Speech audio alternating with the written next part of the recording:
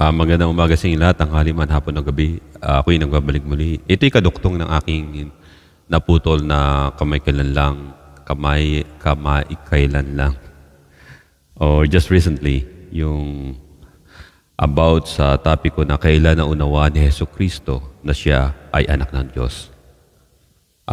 Doon ko naputol sa bandang salita na sinabi ko na noong siya ay 12 years old, and he knew mula doon sa edad niya na yon na siya ay Son of the Living God.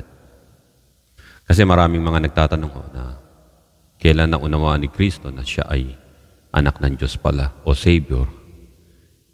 Nung siya po ay nakipagdiskusyon sa mga temple elders, mga Pharisees yun, mga Pariseo.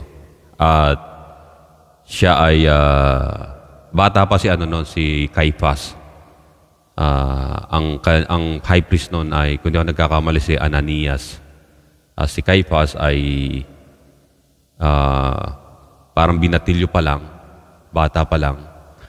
At para magkaroon siya ng posisyon doon sa templo, ay niligaw-ligawan ni Caiaphas yung anak ni Ananias na babae, at naging mag-asawa sila, at inappoint siya ng biyenan niya para makapagpatuloy sila ron sa templo at makuha nila yung yung wealth ng mga tao. Parang parang religion sa atin na ang ina-appoint ay yung nearest kin o yung kamag-anak o consanguinity na either wife o husband o mga children nila para mag-garner nila yung wealth, ma-maintain nila na sa kanila papasok. Ganun ang mga religion na tinatayo sa Pilipinas, kahit sa religion sa buong mundo, na sila-sila lang ang may-ari. Kaya ako, let me tell you na I'm free from those. Kasi, tulad yan, na bago ko ituloy, nung umaatin ako ng maraming beses na pastoral conference, yan, sa Philippines, at nakakarating ako ng iba't ibang lugar para lang doon. So, meron doon sa Cavite, halimbawa, nung nakaraan, I think Maragon doon yun. Yun, meron kami pastoral conference doon. Nakatabi ko mga pastor, reverendo, yan. Kasi I'm willing and pursuing yung pastoral ministry nung panahon na yun. Nung hindi pa ako nakakarating sa Amerika. And then, sabi ng isang preacher ay taga Mindanao. Ang sabi niya, kung sino man willing sa inyo na mag-preach doon sa Holosulu, tumayo lang at taas ang kamay. Tumayo ako, tumaas ang kamay. Tapos ako tumingin sa akin yung mga kakilala kong pastor dito. Sabi ko, hindi ka ba tatayo? Ba't ako tatayo? Ba't ako pupunta na? Kung kinausap ako ng Diyos, saka ako tatayo. What? Sa isip ko? Really? So, ibig sabihin natatakot siya. Ako hindi ako natatakot. Dahil naubos na yung takot ko sa ganun . Kasi, ang katwiran ko, one day, mamamatay rin ako. Kung namatay ako na hindi ko man lang nasabi sa mga tao, ang pangalang Jesucristo pala ang tagapagligtas, ay ako yung pinakakawawa. Alam niyo, ang dami ko nababasa dyan sa Philippines, kahit sa ibang bansa ibang mga tao, not only mga Pilipinos. Halimbawa, yung lindol na nangyari dyan. Ang lakas ng guts nila sabihin, yung mga taga Cebu, I will pray for you. Akala mo hawak nila ang langit o susi. Hawak nila ang susi ng langit . Sino ka? Ikaw, Christian, halimbawa, nakikinig ka sa akin. Lakas ang loob mong sabihin, I will pray for you na matigil ng Diyos yung lindol. Really? Maraming ganyan na mga Christian, kaya nakakaawa sila . Mga Christian na na-brainwash ng mga pastor nila, akala nila ang lahat ng pangyayari, lahat ng naganap ay kaya nilang pigilan. Even Jesus Christ said, there will be wars, rumors of wars, and this thing must be happen.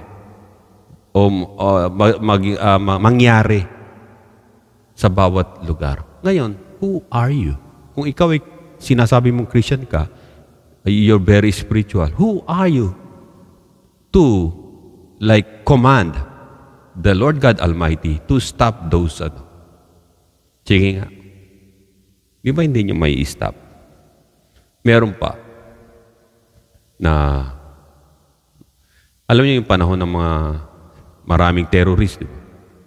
Lord, I pray na iligtas mo sila sa kamay ng mga terorista. Really? Kaya doon ako na alam niyo yung mga pinagsasabi ng mga so-called Christian, hindi ako bumabanggit ng ibang religion. Ito mga Christian na sinasabi na religious sila. Lord, save them from ganito and stop those terrorists. Really? You cannot, hindi nyo mauutusan ng Diyos sa ganon. Ako halimbawa, I saw those terrorism, the 9/11, 9/11 in America. What I did what? You want me to tell you all what I did? I joined the military. I want to bring this to an end. If I die in a war zone, in a firefight, so be it. Itong Bible, pinractice ko. Hindi yung, di ba Lord, hindi mo hayaan ako na mapahamak. Di ba Lord, iingatan mo ako, hindi para, di ba Lord, may plano ka sa akin? Ayokong pumunta sa gera, Lord Alam niyo ba sa Revelation chapter 21 verse 6 hanggang 7, yung mga duwag ay pupunta sa impyerno. Parurusahan ng Diyos.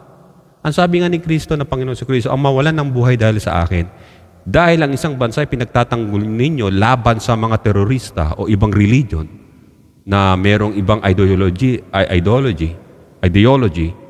ay magpasalamat kayo kahit mamatay kayo. Sapagkat ang kaduwagan na sinasabi ng Biblia, hindi lamang kaduwagan ng isang tao na halimbawa sa isang labanan. Ito mga Kristyano to duwag They love, I will pray for you, brother, sister. Who are you? Naakala mo na may power ka na ang isang tao na yon ay maliligtas sa ganon. Halimbawa, ang isang tao nagugutom, homeless. I will pray for you to bless, the Lord God bless you. You are so hypocrite. Kung ginagawa niyo yun, kung meron ka pagkain, edi bigyan mo. Di ba sabi ni Jesus Christ, ang nagugutom pakainin, ang nauuhaw painumin. Hindi sinabi ni Jesus Christ, ang nagugutom bigyan ng pera. Paano na lang yung homeless na yun, drug addict pala, drug pusher, o drug user. Di bibili niya lang niya ng drugs o yung lasinggero, ibibili niya lang ng alak. Pag nagugutom, pagkain ang ibinigay, ay ibibigay ninyo. Pag nauuhaw, tubig o inumin. Very specific ang Panginoon. Makakagawa kayo ng tulong sa kanila. Sinasabi ng iba na, Lord, pahintuin mo ang gera. Hihinto lamang ang gera kapag merong nanalo at nagapi yung mga armadong grupo. Halimbawa, yung Hamas. Tandaan ninyo, there is no peace in Israel, in that land. Hanggang dumating ang wakas na si Jesus Christ ay darating. Siya lang magdadala ng everlasting peace sa lugar na yon. Sinabi na ng Diyos sa Old Testament dahil nga nakipagkaisa yung mga ninuno nila sa mga Canaanites na kalaban ng Diyos sa katotohanan. Kaya sabi, magiging tinik sa landas nyo sila, sa tagiliran nyo sila. At hindi aalis ng Diyos yun. Yung mga terroristic activities na ginagawa ng mga tao ron laban sa Israel. It won't gonna stop. Kapag dumating na lang ang Panginoon na sasabihin ng mga tao, blessed is he who comes in the name of the Lord. Kasi makikita nila sa alapaap, bumababa si Jesus Christ. Hindi nila alam na yun yung Jesus Christ na unang ipinako nila. Kasi hindi sila naniniwala yung Savior ay magiging sanggol na bata na pinanganak sa Bethlehem. Kaya ito ang inililigtas ko lang kayong mga so-called born-again Christian na brainwash kayo, di ba? Marami sa inyo na brainwash. Ang ginagawa sa inyo ng mga preacher ninyo ay nagpipreach sila na, nagsasalita sila ng prosperity gospel, which is demonic. Ang prosperity gospel ay demonic. Sinasabi nila kung magbibigay kayo, pagpapalain kayo. Every time you give, God will give it back to you, 3-fold or 10-fold. That is demonic. You know that? They promise you material things. They promise you wealth. Pero until now, ano kayo? Parang kay ano yan kay Bilarde, yung nagtatag ng El Shaddai.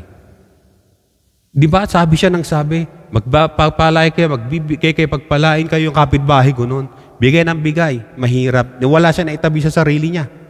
Kasi matanda na, nabe-brainwash siya, bigay ng bigay. Akala niya darating. Yung pagpapala, hanggang sa namatay siya. Namatay siyang mahirap. Maaaring sasabihin na iba, sa langit siya, doon na lang siya magiging mayaman. Yun ang kalokohan ng maraming nang nakapang brainwash. How did you know na yung gospel na pinipreach nila ay God sent o galing kay Jesus Christ na ating Panginoon? Kaya mag-ingat tayo. Kayo mga Pilipino, isipin ninyo, katakot-takot na bagyo dumarating dyan. Baha, nakawan dito, nakawan doon sa gobyerno. Corruption, criminality, violence. At hindi lang yan. Maraming mga false teaching, false gospel, false preacher dyan. At yung mga tao, alam niyo pag nagsalita kayo ng katotohanan sa mga yan, yung mga na-brainwash na mga Christian na sinasabi, I don't want to say they are Christian. They were brainwashed people, na-brainwash sila. Sasabihin, ay, nagsasalita na yun sa YouTube si Brother Joe. Huwag kayo makikinig dyan, kulto yan. Define what is cult. Define nyo sa akin kung ano yung kulto. Tingnan nyo. Hindi nyo ba alam ang nagpipreach ng tithes and offering na obsolete na tinapusan ng Panginoon, ang inoffer niya na yung sarili niya. Kapag pinapractice nyo pa, you are cult. Cult yung mga ganon. Kumukuha na ng pera. The reason why you are preaching the gospel or the Bible is because you getting money from it through tithes and offering. Prove me I'm wrong. I discover it. Maatin ako ng mga pastoral, Assemblies of God pa yon sa Philippines. They're all talking about money, collection, money. Ito pa. Experience ko lang to Kung na-experience nyo rito sa iba. Alam niyo dati sa Aurolio, yung Jesus Love Fellowship na yan, ng tinatag nung yung Villanueva Senior, yung may anak na kinakasuhan ngayon ng graft sa senador. Di ba doon sila dati? Kasi bago pa lang ako noon naghahanap ako ng mga church Doon ako noon. Naghahanap ako ng bathroom kasi nga, ihing-ihina ako noon. Umiikot ako roon. Tapos pagdaan ko roon, may tumulak sa akin, tinulak ako. Kasi kala ko bathroom yung nandun. Actually, bathroom talaga. Isang bathroom doon. Ginanon ako. What? Sabi ko, bakit? Yung pala, mga security ni Villanueva nagbibilang ng pera doon sa bathroom. Parang gangster. Sabi, hindi ka pwede rito. Huwag ka dito dumaan. Ginanon ako. Kasi sila yung kumukuha ng mga pera doon sa binibilang na kaagad nila ron. Pinapala na nga Hindi ko alam. Sabi ko, sorry. Kasi naghahanap ako ng CR. CR sa atin ang tawag, di ba? Hindi bathroom, CR. Wala dito. Umikot ka doon sa kabila. Ginanon ako. Makikita natin, gangster. Gangster talagang yung syndicated. Yung tinatag niyang religion na yun. Communist yun Sasabihin niya maraming false prophecy niya ginawa yan. Hindi ko makakalimutan. The Philippines will become American Asia. 2005 2005 daw.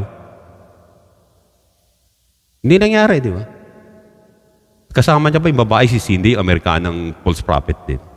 Pati si Benny Hinn, di ba? Nag-prophecy ang false prophet. Nangyari ba sa Philippines yung Wala. Kasi they were prosperity gospel preachers, false preachers. At hindi lang yan.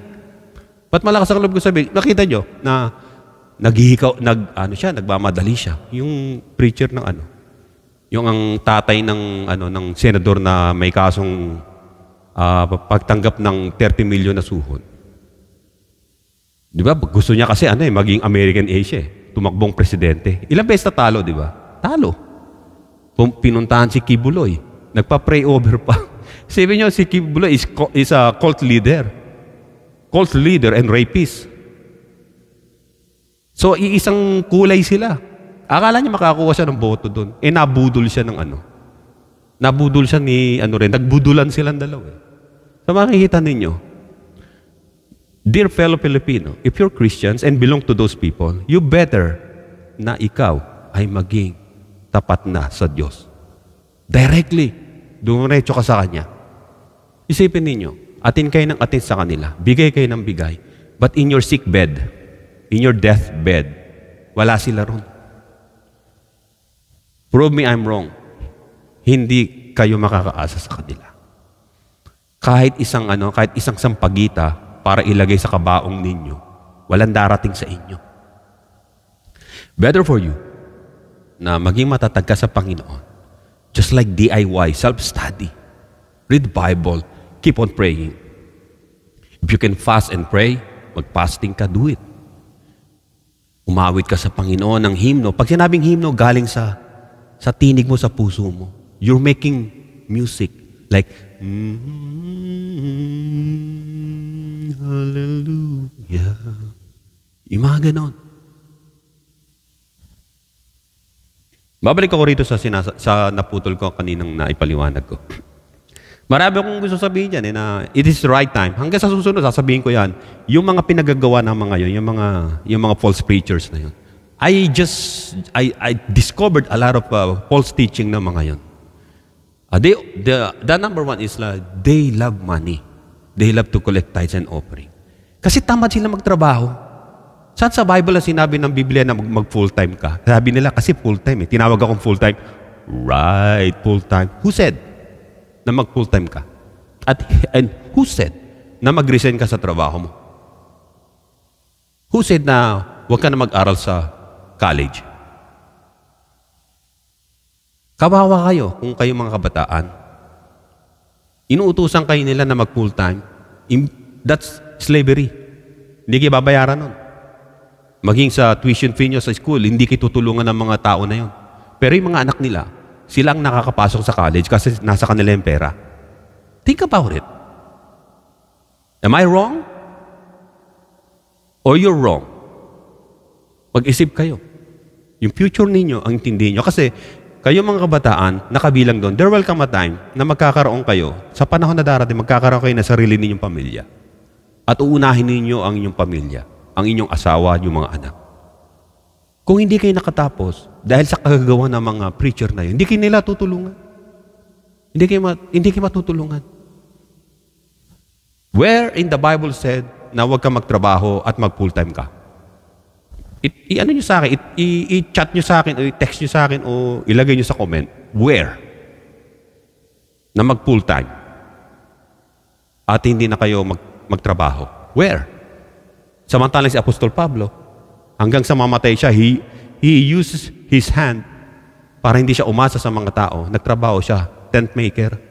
Gumagawa siya ng mga tolda, gumagawa siya ng mga sapatos, pitaka, tinatahi niya. Yun ang trabaho niya.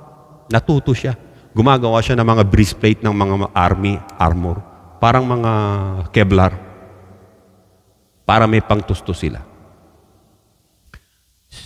Maging si Apostol Pablo, si Apostol Pedro, umasa ba siya sa mga alagad? Nangaral ba sila ng tithes and offering? Meron silang tinatawag na tulong. Yung mga taong sobrang kinikita, nagdo-donate, halimbawa yung mga tupa nila. Pagkatapos yun, hati-hatiin nila, ibibigay sa lahat ng tao. So gano'n na patakaran nila noon. Pero they don't ask for money. They don't ask for any gold. Kaya sabi ni Peter, di ba, sa pilay, silver and gold I have none. But in the name of Jesus Christ of Nazareth, walk. Sipin niyo, wala siyang pera. Pero yung mga preacher ngayon, daming pera. May mga bagong bahay. Dito nga sa Amerika, inuhuli ng mga FBI yun. Nangi-scam. Ginagamit ang Bible. Kaya sa Pilipinas, maraming ganyan. Kaya huwag kayo matakot sa mga religious na yon. Expose them. Yung mga kahayupan nila, kawalang yaan at kademonyuhan. They're not preachers. Kasi sila, nandyan sila just to collect money. Nandun kayo para utuin kayo at magbigay kayo ng magbigay. Sinong yayaman? Hindi kayo.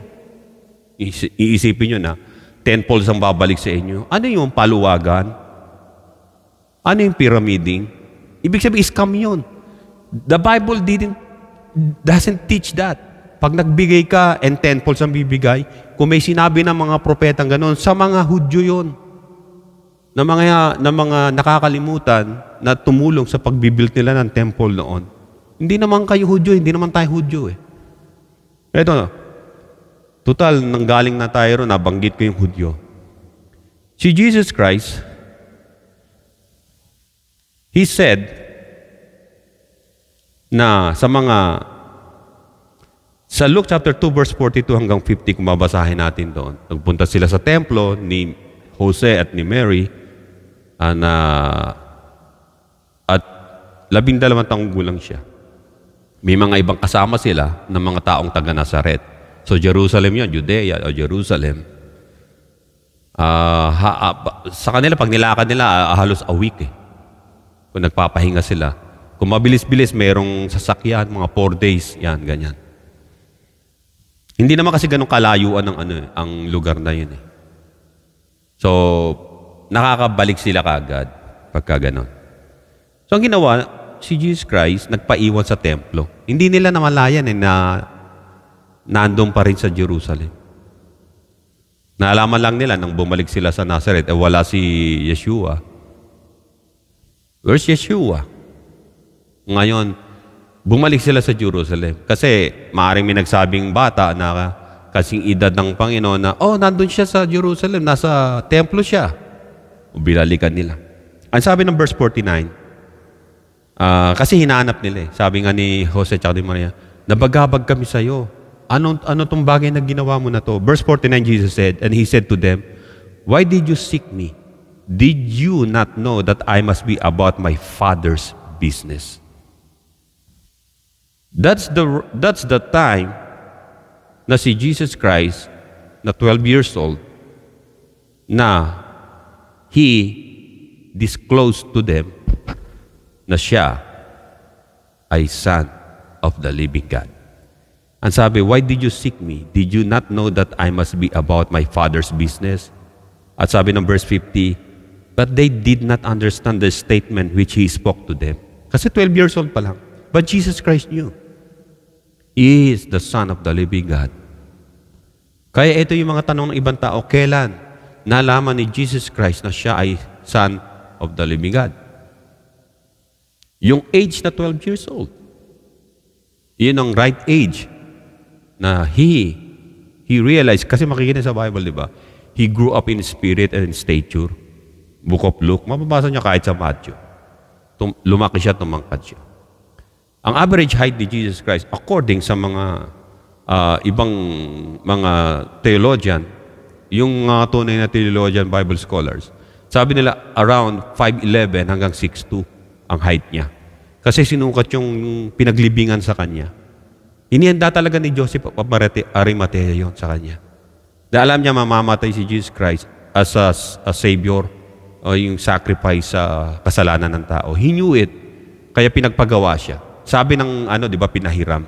Actually, yun ay inihanda na sa kanya. Inihanda na sa kanya. Alam niyo kung bakit? Kilala niya si Jesus Christ. Dahil sa wise man na nagdala ng insenso at saka kamanyang, di ba? Ito ay simbolo ng preparation sa kanyang burial. So alam niya, kasi follower niya si Joseph of Arimathea. And then mayaman siya. And then he bought yung libingan doon sa Golgotha. Dahil alam niya mamamatay dahil naiprophesy na si Jesus Christ ay mamamatay sa kasalanan ng tao dahil sa kasalanan ng tao. So, ang Panginoon Kristo ay pinahayag niya. Hindi lang naintindihan ng mag-asawa, sa kanila muna pinahayag na, why did you seek me? Did you not know that I must be about my Father's business? Hindi niya naman father si Jose.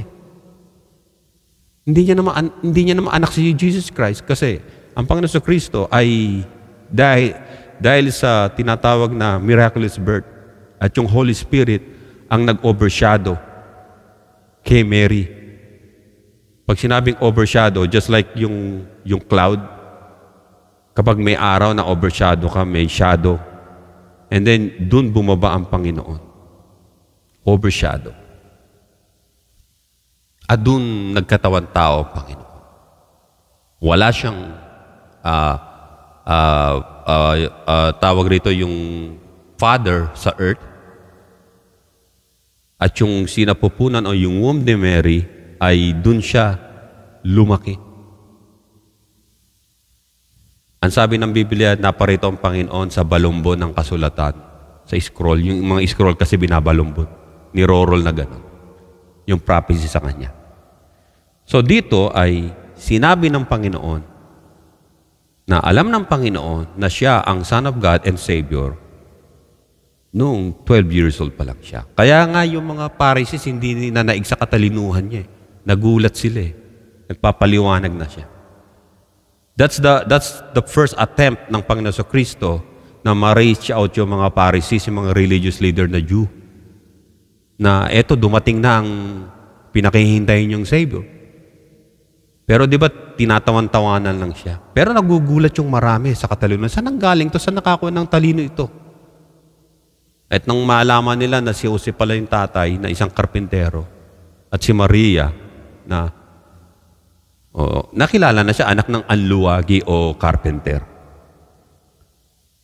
So dito makikita rin natin na sa Luke chapter 3 verse 21, Jesus is confirmed by God sa mga tao na that man is the Son of God. Luke 3:21, when all the people were baptized, it came to pass that Jesus also was baptized. And while he prayed, the heaven was opened.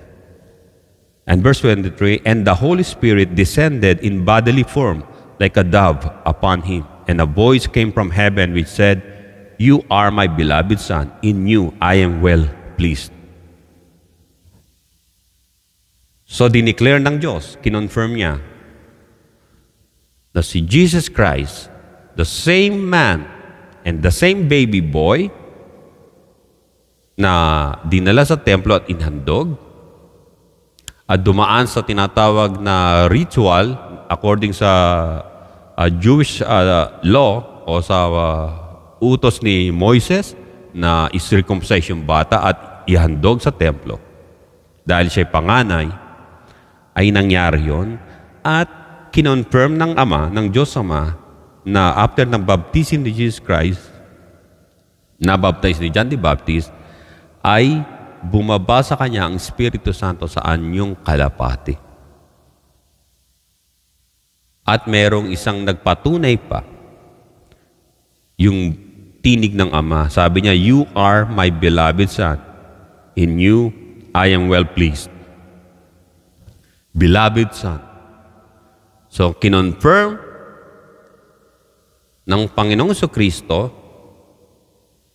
na siya ay Son of the Living God at kinonfirm ng Ama na siya ay Son of the Living God, na siya ang Ama ng Panginoong Jesucristo at ang Espiritu Santo nagbigay ng seal o tatak o pinakakatibayan ng bababaan ng Espiritu Santo ay siya ang Son of the Living God. Kaya dito, makikita natin dito na si Jesus Christ, nung after na mag-recite na siya, 12 years old, pumupunta sila ang nagturo sa Panginoon Jesucristo ng about sa mga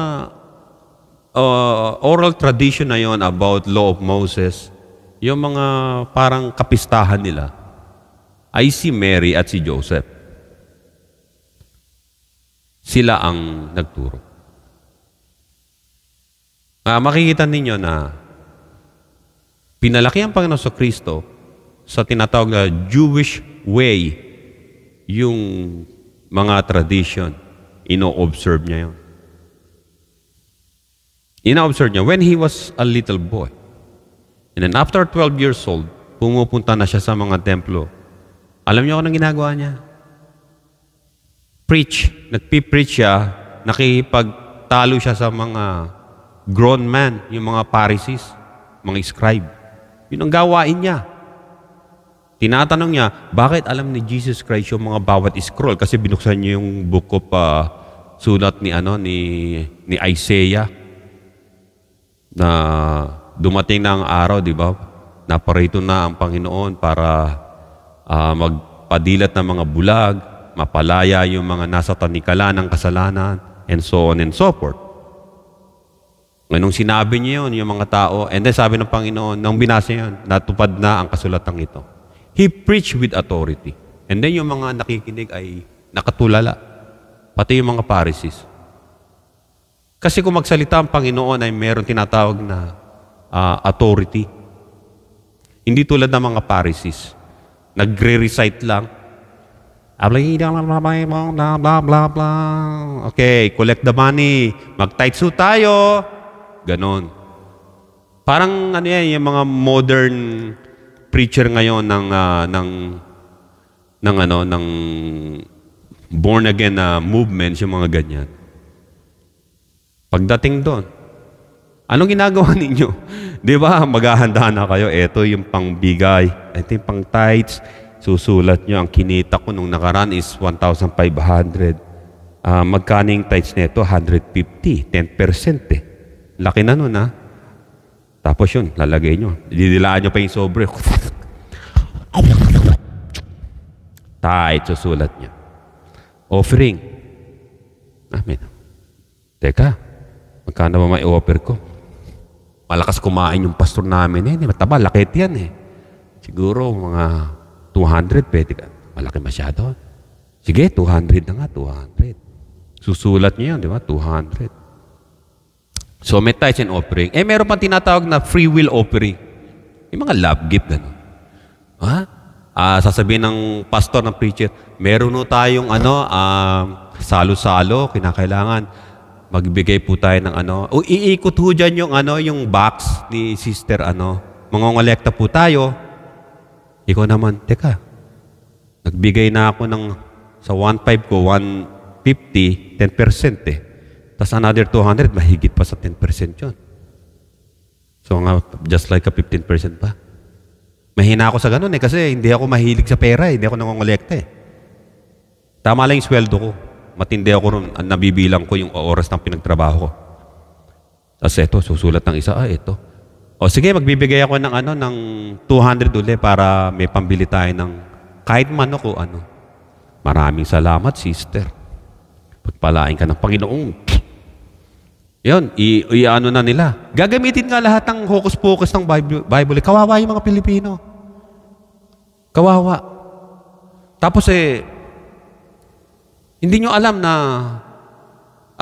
pinatataba nyo yung mga preacher na yon. Parang baboy. Yung mga anak nila kikita, lakas lumamon. Tapos mga walang iya sa bahay, yung mga tamad pa, cellphone lang ng cellphone yun, sigurado. 100% yun. 100% yun. Kaya, para mga politician yan, ayaw nilang mawala sila dun sa church na yun o yung pinarehistro nilang sekta na yun Kasi doon sila kumikita.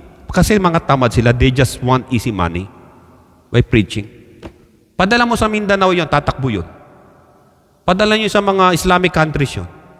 Hindi magpipreach yung mga isa sabihin, hindi kalooban na Diyos na makarating ako. Di ba Lord, ingatan mo ko, di ba?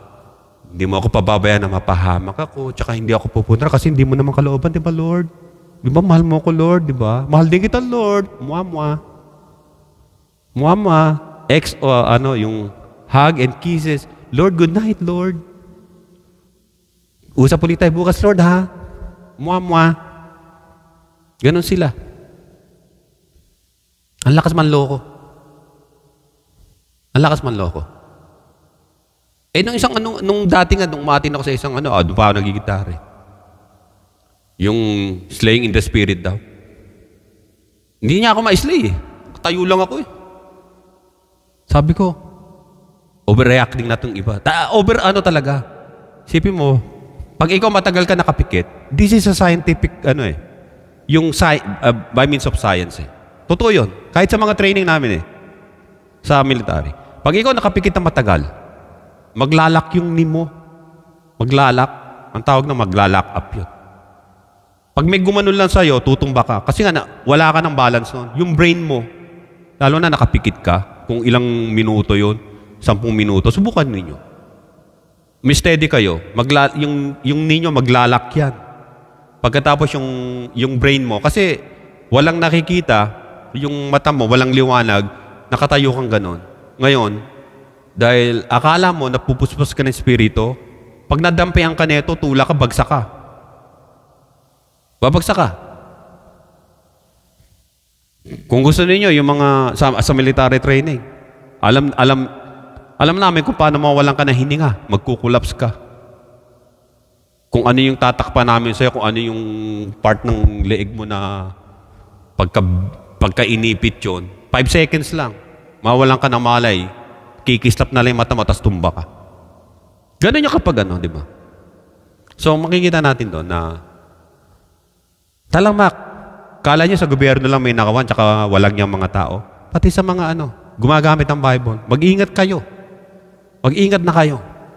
Yung mga kinita ninyo, inipon ninyo, huwag nyo bibigay sa kanila. Save it for yourself, for your hospitalization, for your family, sa school ng mga anak ninyo. Kasi, darating ang araw kapag yung mga anak ninyo nangailangan, meron kayo mabibigay para makapag-aral. O yung anak ninyo nagkasakit, dinala nyo sa ospital, meron kayo. Huwag ninyo ibigay sa mga fellowship na yon o sa mga pastor na yon, lalo na sa mga anak nila. Hindi tinuro ni Jesus Christ ang tithes and offering. Kaya nga kung tinuro ni Jesus Christ ang tithes and offering, tuturo ko sa inyo. Pero hindi, may konsensya ako. May konsensya ako. Hindi ko gagawin sa kapwa ko Pilipino, yung kapwa ko tao. If you want to work, if you want to give to the Lord, if you want to give glory to the Lord, or give back the glory to the Lord, lumabas ka. Makikita mo, may mga tao dyan, nagugutom. Yung nagugutom, makita ninyo, wala makain. Mga naglilimahid, mga nakaganon, sa nalalamigan, give them food. Hindi mo naman mabibigay sila araw-araw ng pagkain sapagkat, syempre, kukulangin ka. Just give them food para lumuwag yung pakiramdam mo. Kasi pag pera binigay mo, mama, ikarakrus lang yun. O kaya yung mga, yung mga lasing, mga lasinggero, huwag niyong bibigay doon. Pagkain ang bigay, sabi ng Panginoon, kung nagugutom, bigyan niyo ng pagkain. Pag sinabi ba ng Panginoon, kung naglalasing, bigyan niyo ng alak? Hindi. Kung nauuha, bigyan ng tubig. Ayun ang common sense doon. Hindi yung bubuksan niyo yung pintuan ng kotse nyo, magbibigay kayo ng pera. Hindi ho ganon. Kaya yung mga nalindol, wag nyo padadala ang tulong ninyo sa gobyerno. Kasi pagdating doon, ano na lang yun, yung papel, yung naisulat. Alam niyo mangyayari, di ba? Wag niyo ibibigay sa mga mayor, barangay captain. Pumunta kayo roon, kusa. Pagdala kayo kung gusto niyo bigas, kung ilang pamilya lang yung mabigyan ninyo, kung ilang kilo lang sila. Tapos yung mga, of course, sardinas ang madaling maakain. Mga prutas, kahit ilang pamilya lang yun. Para gumaan lang yung loob nyo na nakatulong kayo. Hindi para magkaroon kayo ng yaman sa langit dahil gusto nyo magkaroon kayo ng gantimpala. Hindi. Gusto nyo lang na makatulong sa paraan na kaya ninyo. At saka kayo manalangin na ang Diyos magpadala pa ng maraming tulong sa mga tao. Yun po yun. Hindi yung sa social media, mga Cebuano, I will pray for you that God will bless you. Nek-nek mo. Hindi ba ka-plastikan yan, tsaka hipokrito? Ganyan kasi yung pastor nyo. Yung gumagawa nung ganun sila. Ang tulong na ibibigay sa'yo, palain ka ng Panginoon. Ganyan ang mga Pharisees O tsaka yung mga paring Katoliko. Okay. God bless you. O kaya yung gaganon ng kanang yung wisik. Kapag tinopak pa yung pare, kasama yung pangwisik di ba, bakal yon, minsan plastic na buo. Sapul dito yung mga oops, sorry, gaganon lang sila. Oops, sorry. So mga kapatid, ito. When did Jesus severed his Jewish affiliation? Doon sa Israel. Kailan pinutol ng Panginoon ang tinatawag na siya'y pwedeng tawaging Hudyo? Kailan? Tandaan ninyo, si Jesus Christ ay ipinadala ng Diyos Ama, hindi lang para sa mga Hudyo, hindi para sa Israel, kundi para sa buong mundo. Doon lang siya pinanganak sa Israel. Alam niyo kung bakit doon siya pinanganak sa Israel? Dahil ito ay prophecy sa kanya magmula pa doon sa Old Testament, sa mga propeta. Ay nang sabi ng Biblia. When did Jesus severed his Jewish affiliation? Tingnan niyo yung aral dito sa ano. Naalala niyo yung blind eye na pinagaling ng Panginoon during the Sabbath day. John 9 verse 14. Now it was Sabbath. Now it was a Sabbath when Jesus made the clay and opened his eyes. He directly attacked yung mga Pharisees, scribes, and Jewish tradition about Sabbath day. Kasi mali silang interpretation sa Sabbath. Halimbawa, nakita ng Panginoon yung tinatawag na double standard ng mga Pharisees tsaka Sadducees at tsaka mga scribes. Anong ginagawa nila? During Sabbath day, yung mga tupa nila, inuutusan yung mga alila nila, yung mga boy nila na hugasan, linisin kasi nahulog sa balon. Sabbath day yun. Alam ng Panginoon yung style nila eh. Kaya sabi ng Panginoon, di ba? Kung may alaga kayo, halimbawa donkey o tupa na nahulog sa balon, hindi nyo ba kukunin sa araw ng Sabat? Hindi sila nakasagot eh, kasi ginagawa nila ganun eh. Sabbath day. Uutusan nila yung mga alipin nila, yung mga nagtatrabaho doon sa templo. Siguro, bili ka ng siopaw. Gusto kong kumain ng siopaw, bili ka, okay, balot. Bili kang balot. Sabbath day, dapat walang aalis sa bahay nila. Tsaka Sabbath day, kita nyo. Ang Panginoon sa Kristo nangangaral during Sabbath sa mga pulubi, sa mga tao ron na pinagagaling niya. Pero yung mga Pariseo, dapat magpahinga sila sa templo, di ba, Sabbath day. Pero sinusundan siya. Sinusundan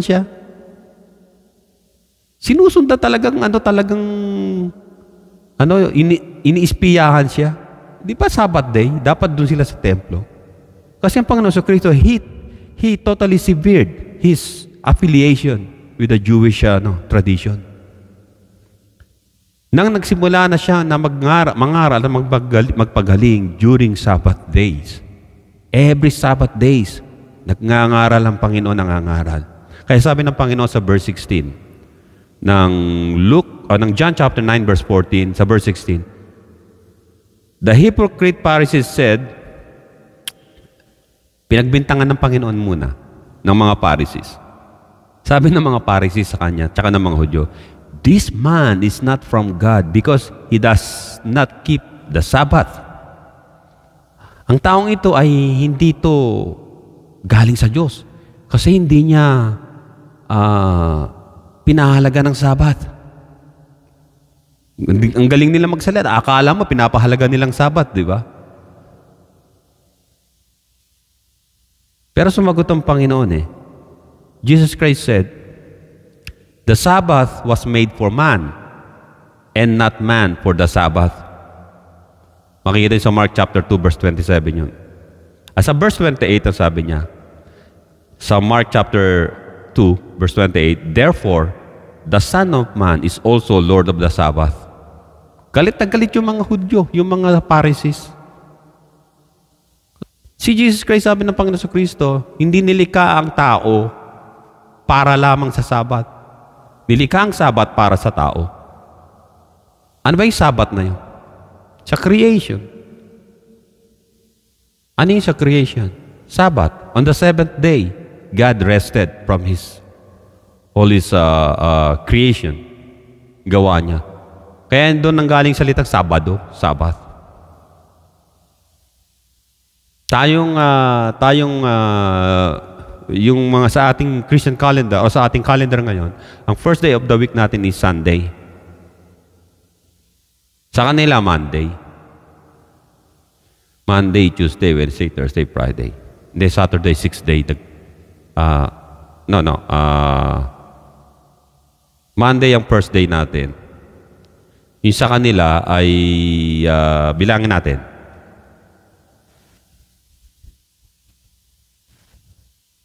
Ika-6, ikapito, nagpahinga. Basta sa atin na yan, first day. First day of the week, nag-resurrect ang Panginoon, which is Sunday. First day of the week. So sa kanila ang bilang nila isa, kaya Sabado yung pinakaano nila, 7th day. Sabado.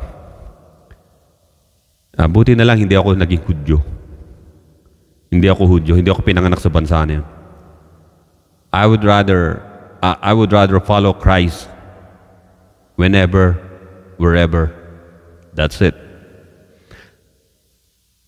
Kaya sabi rito, Jesus said to her, alam niyo yung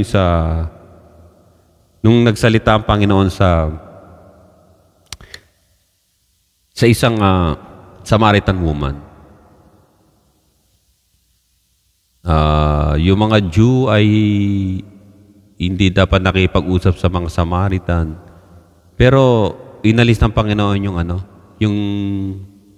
yung barrier ng Samaritan people tsaka ng Jewish people sa pamamagitan niya. Hindi niya idiniin na mas importante ang mga Hudyo kaysa sa inyong Samaritan. Hindi. He placed himself in the middle.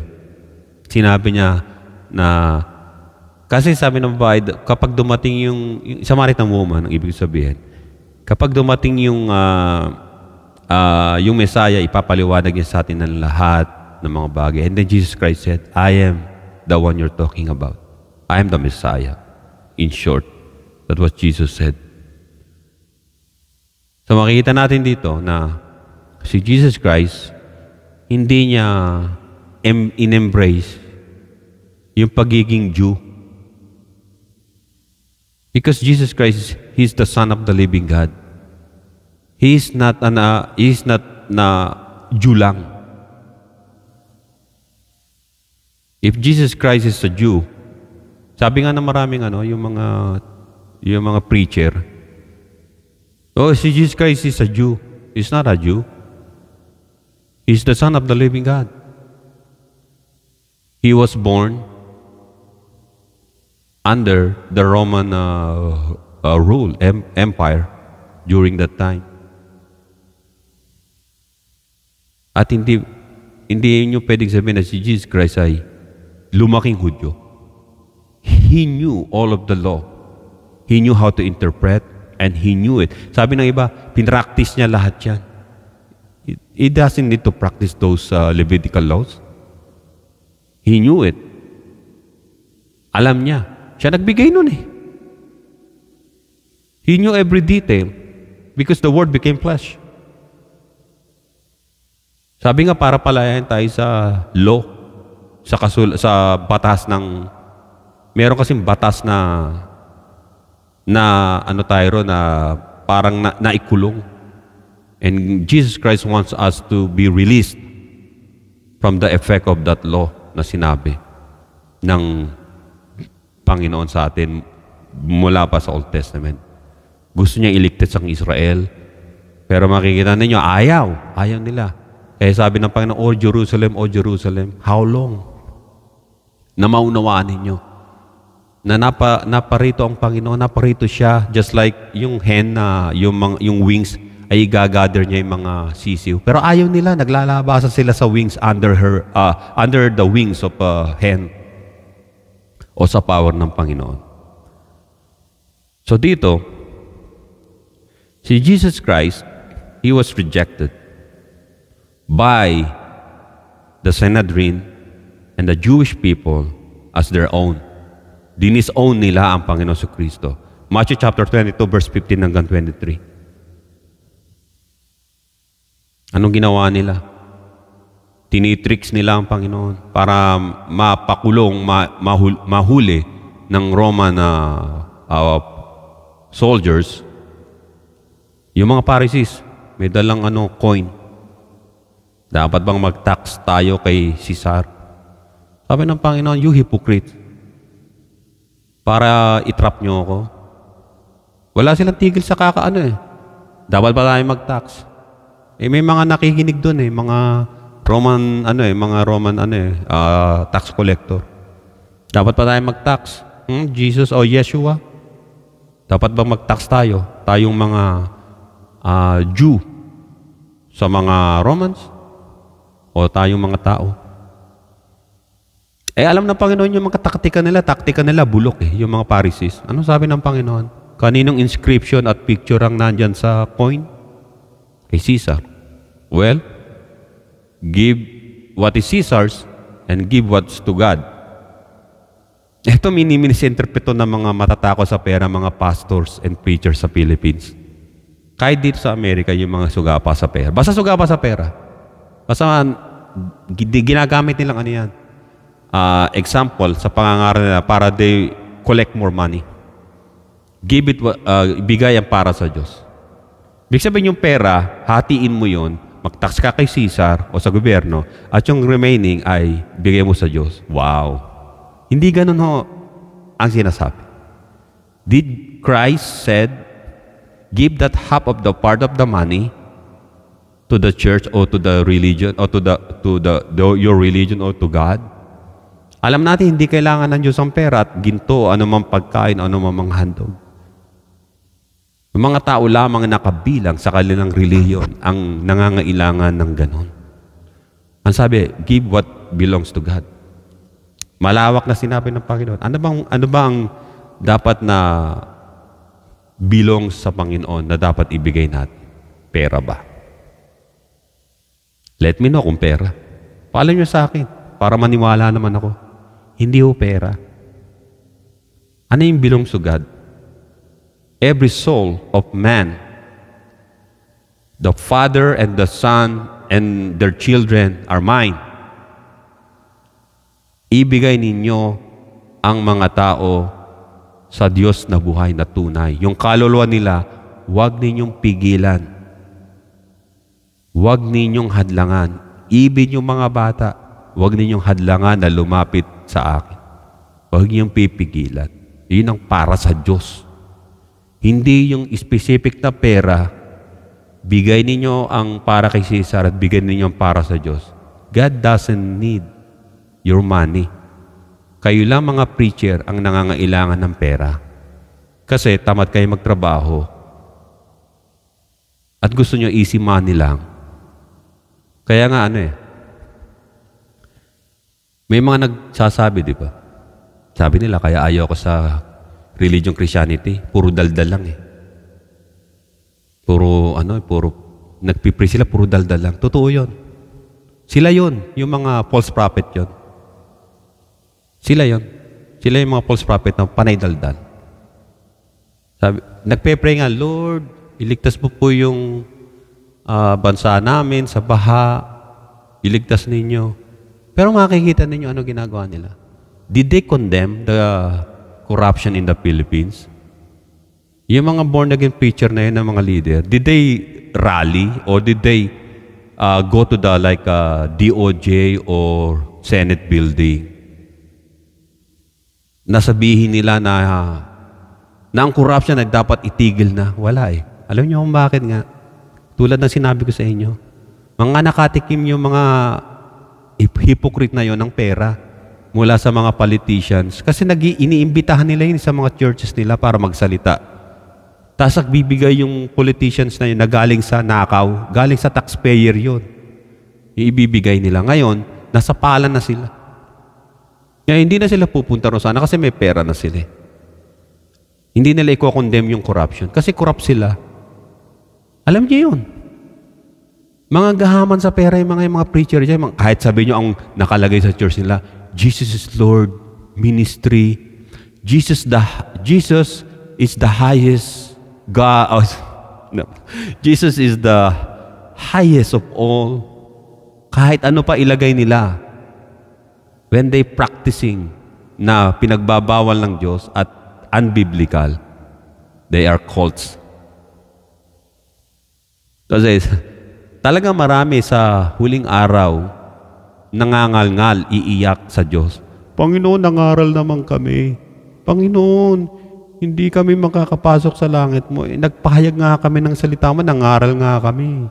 At hindi lang yun, Lord. Meron din tax and offering. Tithes and offering. Meron din. Meron kami nun, Lord. Di ba utos mo yun? Di ba, Lord? Love you, Lord. Mwah-mwah. Baka, mwah-mwah, chup-chup. Ganun sila eh. Kawalang yan na ginagawa nila, di ba? Ang dami nilang naloloko. Kaya nakakaawa yung mga Pilipinong yumakanti mo lang yung tinatawag na mabanggit mo lang yung preacher nila. Galit na, di ba? Yung talagang paglalaban nila, baka patayin ka pa nga kapag nagkaroon ng chance yung mga yun eh. Mga cults yung mga occult, baka occults na nga mga yun eh. Matindi pa eh. Ganon sila. Alam mo ako, sa akin, halimbawa mayroong ibang tao, iba pananampalataya. Nagsasalita masama kay Jesus Christ. Alam mo, kahit minumura niya sa harapan ko, hindi ako magre-react eh. Hindi ako magagalit. Sasabihin ko lang sa kanya, kaibigan, nailabas mo ng sama ng loob mo, tapos na ba yan? Kahit anong gawin niya, sasabihin ko, hindi kita pipigilan kahit mura-murahin mo. Kasi, ang Panginoong Diyos ay, tandaan ninyo, kung ang Kristo Jesus ng Biblia ay tunay na Diyos at Panginoon, siya ang gaganti, hindi naman ako eh. Sinabi niya na nga, aalimurain siya. Ngayon, sasabihin pa ng Diyos, Joe, tinatawag kitang Brother Joe. Joe, ba't hindi mo ako pinagtanggol doon? Sasabihin pa sa atin ng Diyos yun? Naalala niyo si Gideon? Tinawag na Jerobaal. Alam niyo kung bakit? Winasak niya yung mga Diyos-Diyosan ng community niya. Nalaman ng mga tao, di ba, patayin siya. Sabi ng tatay ni Gideon, Teka. Kung talagang Diyos yung mga yan, dapat pinangtanggol nila sarili nila. Natauhan yung mga tao nga, no? Natauhan sila. Kung talagang Diyos yung mga Diyos-Diyosan rin, dapat nagalit na yun. Di dapat nagtayuan yun at nagpopoporman. Yung gagawa ng parang Dragon Ball Z. Pero hindi. Hindi talaga eh. Kaya ako hindi ako magagalit. Kahit alimurain nila kasi yung mga taong ganon ay harang yung isip. Pag sinabi ko, okay ka na. Nasabi mo na lahat. Ngayon isipin niya, hindi ka nagagalit? Hindi. Ba't ako magagalit? Kung talagang Diyos ang Panginoong Jesucristo ko, patatawarin ka. Patatawarin ka. Hindi ako magagalit kasi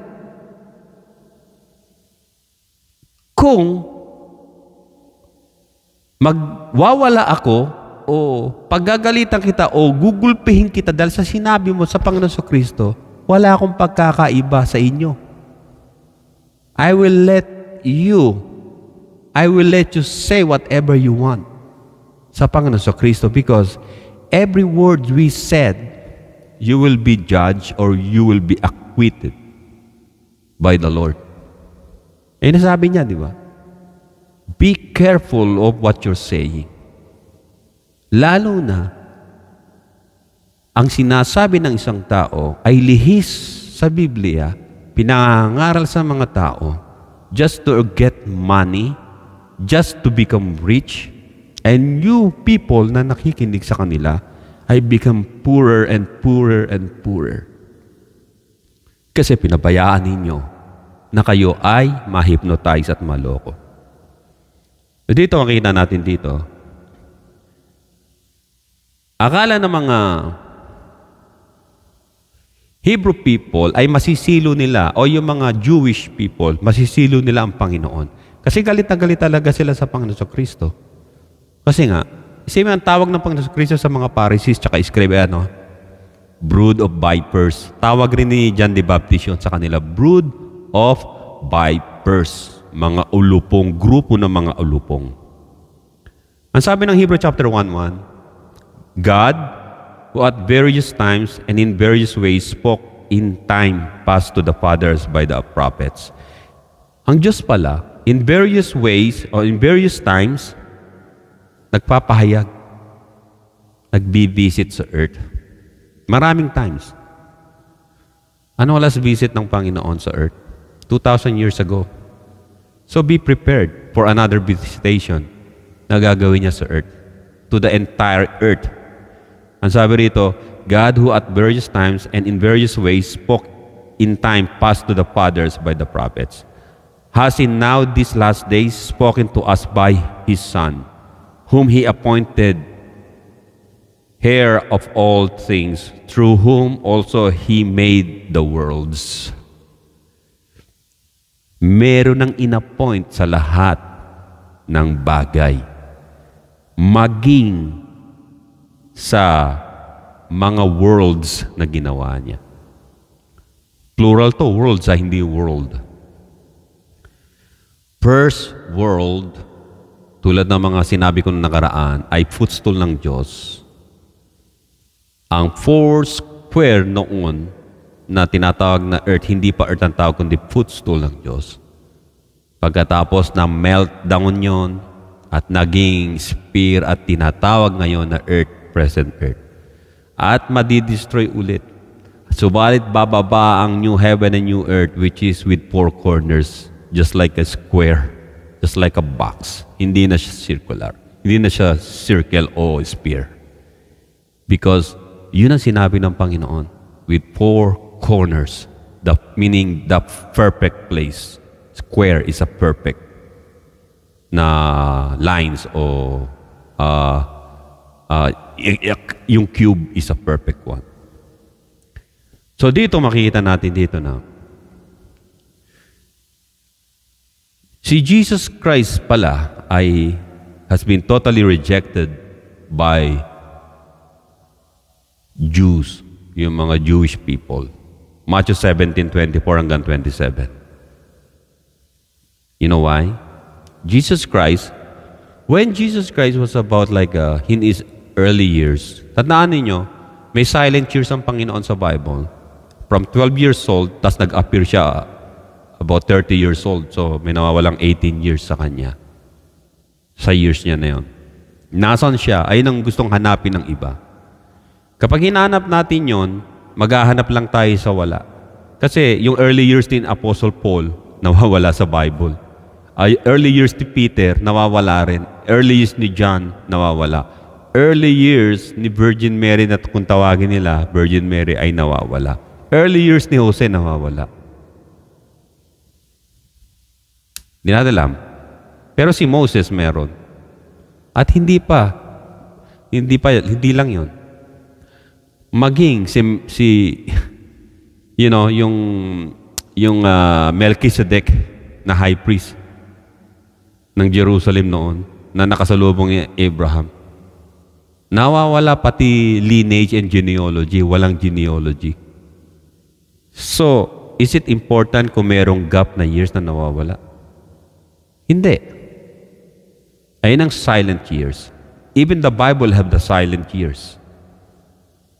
Malakay ang last na scriptures at nagkaroon ng 400 silent years. Walang revelation ng Diyos. Panahon ng mga Greeks yun. Panahon ng mga rebellion, gulo. And then dumating ang year 4 BC when Christ was born in Bethlehem. Doon nag-start na uli ang counting. Hanggang the last year ng Book of Revelation, AD 96, nang sinulat ang the last scripture na Apocalypse or Revelation, AD 96. Sinulat di dyan. So, merong mga silent years. Kahit ako, yung silent years ko, hindi nyo alam, ngayon nyo lang ako nakita, ngayon ko masasabi sa inyo, maging kayo rin. So, dito, makikita natin dito. Si Jesus Christ ay totally ni-reject ng mga Pharisees, ng mga Jew. Nagkaisa sila.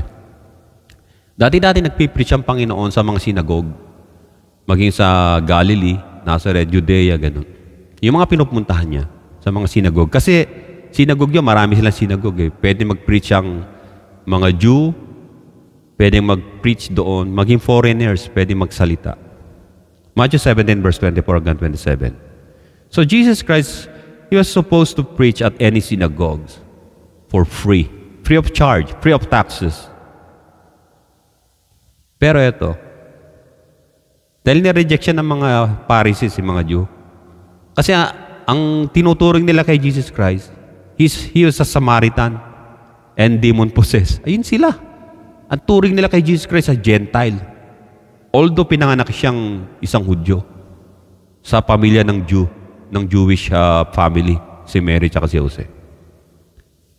Ang ginawa nila ay nagpapunta ng yung mga tawag elders ng Sanhedrin. Nakita si Pedro. Nagbabayad ba yung amo mo, yung master mo? Master ang sabi. Did your master pay for the taxes? Ay nagulat si Pedro. Ha? Anong tax? Anong tax? Valid added tax? IBAT? Anong tax? Basta, nagbabayad ba? Siguro may dala ng pera. Ano yung nangingikil kumbaga sa ano? Eto, tax mo. Parang parang nangongolekta na pag hindi ka nagbayad, yari ka. O sige, sabihin ko sa tatanong ko muna sa master ko, kay Jesus Christ. Ngayon, doon pala sa pinto, sabi ng Panginoon kay Peter, na makikita natin yun sa verse 24 hanggang 27 ng Matthew 17. Sabi ng Panginoon, "What do you think, Simon Peter? From whom do the kings of the earth take customs or taxes?" Kanino sila kumukuha ng mga taxes? From their sons o yung citizen ng Israel o mga Jew? Or from strangers o yung mga foreigners? Peter said, from strangers. So yung mga foreigners, they're not exempted for sa mga taxes. Lalo na pag gagamitin yung synagogue kung magsasalita sila. Deuteronomy chapter 15 verse 3, hindi ina-allowed na mag-tax ang tinatawag na citizen. Yung Jew, yung mga Jews na citizen ng Israel. Hindi sila pinagtatax according sa ni Moses, sa Deuteronomy. Pero itong mga Pharisees, pinagtatax siya. Pinunta nga sa bahay. Pero sabi ng Panginoon, so hindi dapat magtatax ang mga anak. He never, in the entire Bible, Jesus Christ, He never said He was a Jew. Hindi. Prove me I'm wrong. Did Christ ever said to the people na He is a Jew? Kaya yung mga nagsasabi mga Jew, yung mga Hudyo na, si Jesus Christ, Jew yan. Kung Jew si Jesus Christ, dapat maging Christian kayo. Yung mga Jewish, yung mga preachers ng Jewish religion, they claim it. Oh, Jesus Christ is a Jew. No, He's not. Okay, let's say Jesus Christ is a Jew. You must believe in Him. If He is a Jew. But they don't want to believe in Jesus Christ. Si Jesus Christ, He never said to anyone that He is a Jew. Ang sinasabi niya, He is a Son of Man, Son of God. At sinasabi niya sa mga alagad, huwag niyo sasabihin muna na ako ang Kristo.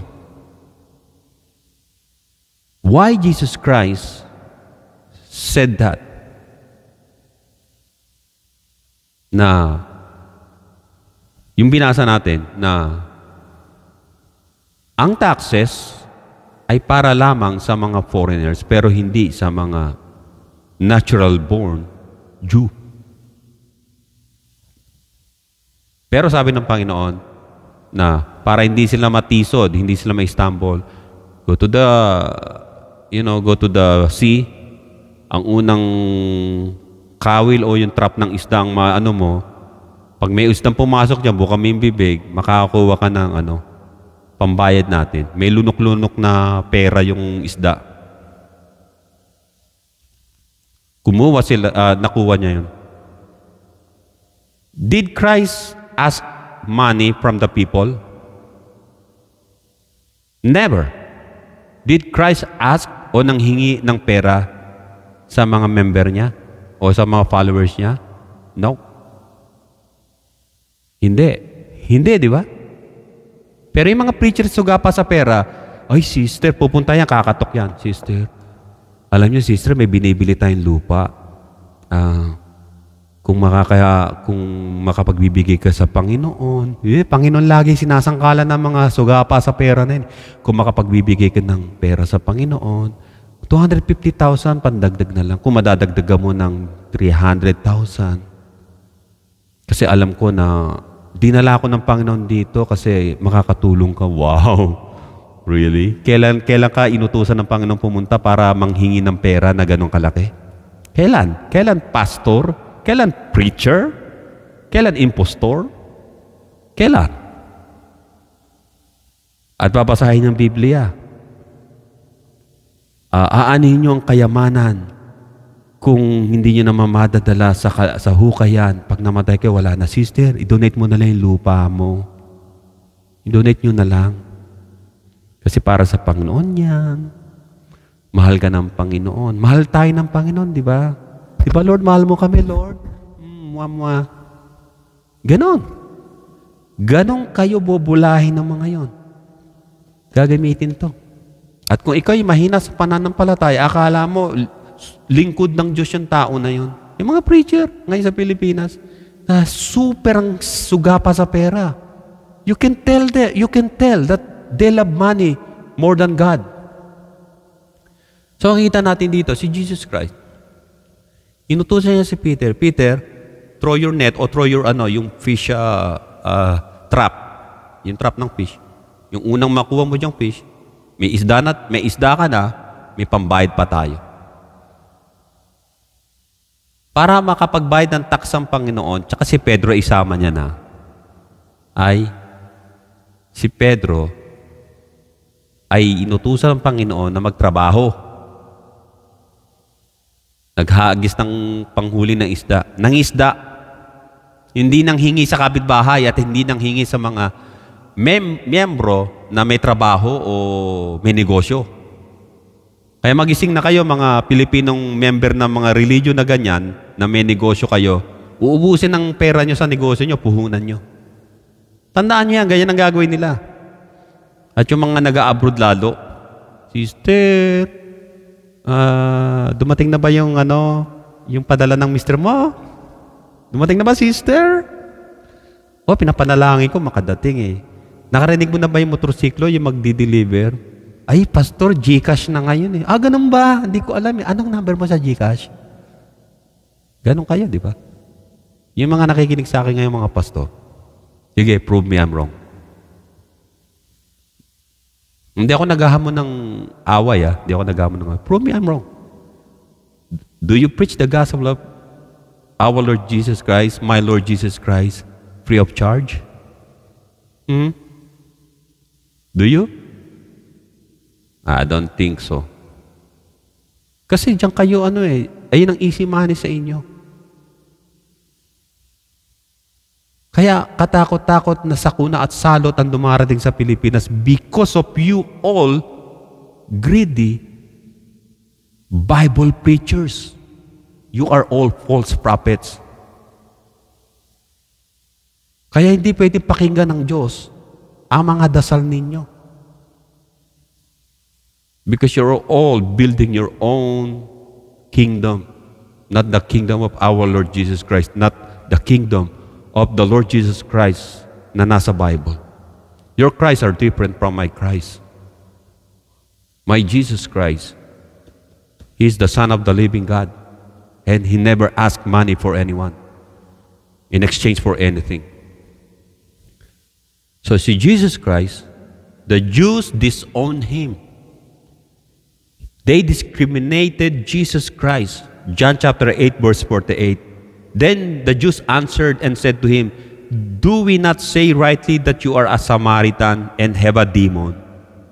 Verse 49, Jesus answered, I do not have a demon, but I honor my Father, and you dishonor me. So hindi sinabi ng Panginoon, inalis niya sa argumento ang isang specific na lahi ng tao, ang Samaritan. Hindi niya sinabi, I'm not Samaritan. Ang sinabi niya, I don't have a demon, but I honor my Father, and you dishonor me. Tinotally reject siya ng mga Pharisees, ng mga Jewish people. And verse 15 said, Jesus said, and I do not seek my own glory. There is one who seeks and judge. Merong isa lamang na humahanap nito at hahatol. Sabi ng John chapter 17 verse 1, Jesus spoke these words, lifted up his eyes to heaven and said, Father, glorify your Son, that your Son also may glorify you. Sa harapan ng mga Hudyo at Pharisees, sinasabi niya na yun. Nananalangin siya, kinakausap niya yung Ama. Ang sabi rito, glorify your Son. Jesus Christ said to God the Father, His Father, glorify your Son. Glorify meanings na worship, the highest form of worship. Just like worship your Son. Glorify your Son, that your Son also may glorify you. John chapter 12 verse 28, Father, glorify your name. I have glorified it, the Father said. I have both glorified it. Nilawalhati na ng Diyos. Nagbigay na ang Diyos ang tinatawag na conclusion ng Ama. I glorified you. I glorified both. Ang sabi, I have both glorified it. O glorified you. Kaya nga, yung mga Pharisees sa panahon na to, the Pharisees loves to say in their religion, although marami sa kanila na gusto nang maniwala sa Panginoon, o naniniwala na sa Panginoon sa Kristo, but because the sound of the money, the sound of praise sa mga tao, hindi nila ni-reveal ang kanilang faith sa Panginoon sa Kristo. The Pharisees loves to stay in their religion, na Jewish religion, because they love the praise of man more than the praise of God. John chapter 12 verse 42 and 43. Kung kayo ay mga Christian na gusto niyo lumabas sa mga ganyang klaseng mga sindikato ng fellowship, the so-called Bible-believing fellowship or church, you better do it right now and bumalik kayo sa tunay na Diyos, sa tunay na Panginoon. Kaya sabi rito ng Biblia na huwag kayong tumulat sa mga Pharisees. They love the praise of man more than the praise of God. Maaring sa fellowship na kung ikay nagigitara, pinapalakpakan ka ng mga, kung lalaki ka, mga kababaihan, lalo na, may maganda ron. Pakikita ko lang yung mukha ko na yung kung saan ako pogi ng konti, kaya sa side view kang gano'n. Eto, tutugtog ka. Pakikita mo ngayon yung dimple mo rito, di ba? I surrender. Ganon, di ba? Kung ano yung magandang itsura mo. Alam mo yun pag tumitingin ka sa salamin. Ako, wala akong magandang itsura, kaya harap na lang ako. Mayroon ba ganon? Talagang pakikita. Tapos sasabihin mo sa babaeng crush mo, I pray for you. Ganon ang ginagawa niyo, di ba? Huwag na tayo maglokohan pa. If you love the praise of man more than the praise of God, you will be in great, great trouble. Ang sabi nga, hindi ko ikinakahiya ang ebanghelyo ni Kristo, kundi ito ay ang kaligtasan ng lahat, una ng mga Hudyo, pangalawa ng mga Gentile. Kaya sabi rito, na Jesus Christ said, For I say to you, you shall see me no more till you say, Blessed is he who comes in the name of the Lord. Hindi nyo na ako makikita, malibang makita nyo ako at sasabihin, maririnig nyo na merong umaawit, Blessed is he who comes in the name of the Lord. Baka hindi ka makasama sa mga umawit na yon kasi nga, you stayed in a wrong group. Ang salvation ay personal. Yung sinasabi ng Biblia na kung saan merong 2 o 3 nagkakatipon sa pangalan ng Panginoon, naroroon siya. Kung nakikinig ka sa YouTube na ito at may iba pang nakikinig, higit tayo sa 2 o 3 nagkakatipon sa pangalan niya, naroroon siya. Ang dalangin ko, buksan ng Panginoon ang iyong puso. Bumalik ka sa tunay na gospel. Huwag kang matakot. Huwag kang maging yung comfort zone mo na yan na kung saan ka ngayong so-called fellowship. Ngayon ay, kung tawagan ay fellowship. Parang unan mo na, diyan ka na natutulog, comfort mo na eh. You better think about it and ask God, the true God. You're in the wrong side of the road. Masasagasaan ka. Kung si Jesus Christ ang Lord and Savior mo, you have to follow Him, not your leader na inililigaw ka. They are false prophets na. You better get out of that mess and return to Jesus. Accept Him, the true Jesus Christ of the Bible, the Son of the living God. Tayo manalangin.